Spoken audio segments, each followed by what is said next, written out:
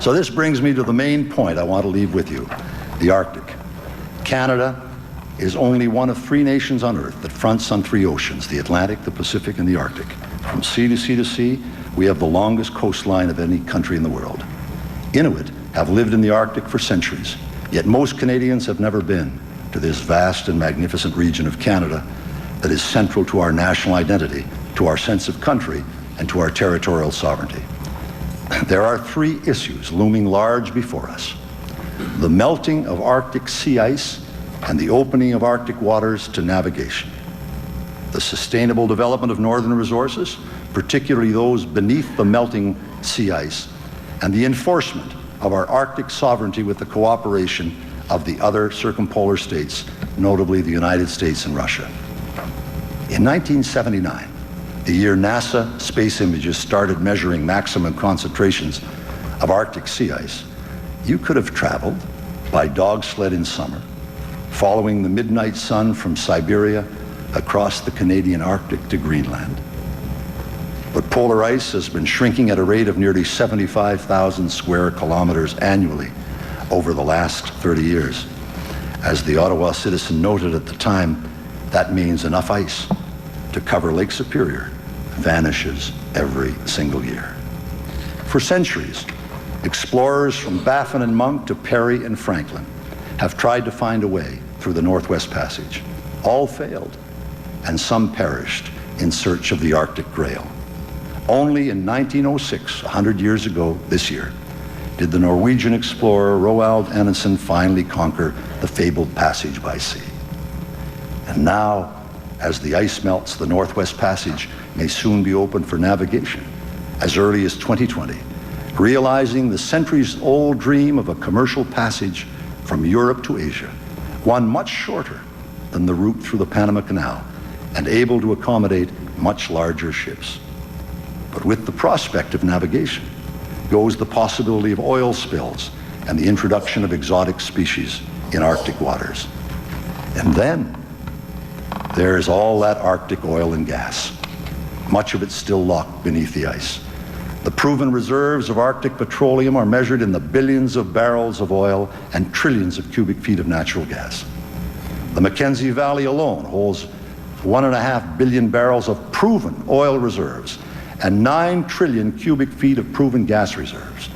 The Mackenzie Shelf and the Beaufort Seas are thought to hold much greater reserves, nearly 6 billion barrels of oil and 65 trillion cubic feet of natural gas. But the Mackenzie River is also, as the WWF reports, a critical homeland for indigenous peoples and for wildlife.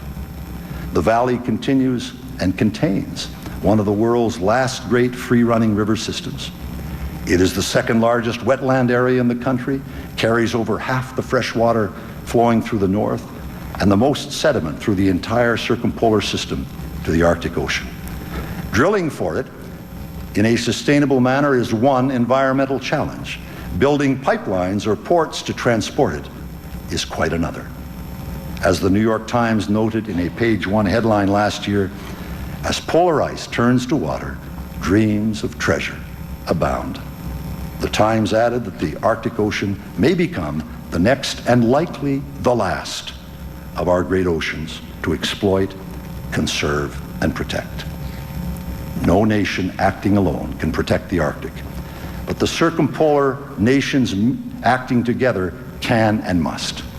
That is why I appointed Mary Simon as our circumpolar ambassador in 1989.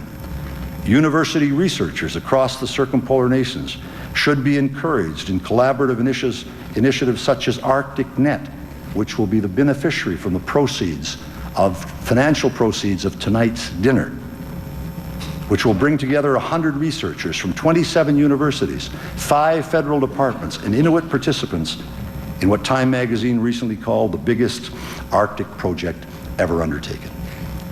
Territorial disputes do nothing to resolve the larger issue of the Arctic as the greatest wilderness region on Earth, one shared by all northern nations. Other Arctic nations have challenged our Arctic sovereignty in the past, and such challenges will only increase with the opening of the Northwest Passage and the exploitation of our vast northern petroleum reserves. Canada regards the Northwest Passage as internal waters. The United States regards it as the high seas. In 1986, the U.S. Coast Guard icebreaker, the Polar Sea, sailed through without seeking our permission. When President Reagan visited Ottawa in 1987, the next year, I showed him the Northwest Passage on an antique globe in my office on Parliament Hill. And I told him bluntly, in the presence of others, Ron, that's ours. Later, after a working lunch at 24 Sussex, he raised it with his own officials, and as I noted earlier, instructed them to make reference to our position in his speech to Parliament. This was followed by an agreement between the two governments. It is in such a succession of small victories that Canada can assert its territorial and political sovereignty in the North. I congratulate Prime Minister Harper for the bold and imaginative plan he outlined in the campaign to assert and enhance our sovereignty in the Arctic regions. His plan for icebreakers, increased air surveillance, and basing forces in the Arctic will give substance and credibility to our claim to what is legitimately ours. And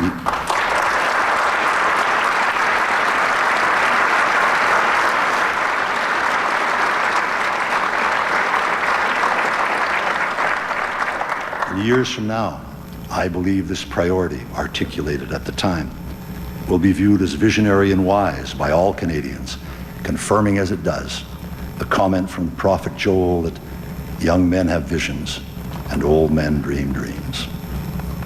And then it is up to all of us as Canadians to cherish this extraordinary Northern heritage and to realize, to build, to articulate, and to realize and defend a new Northern vision for a brand new century.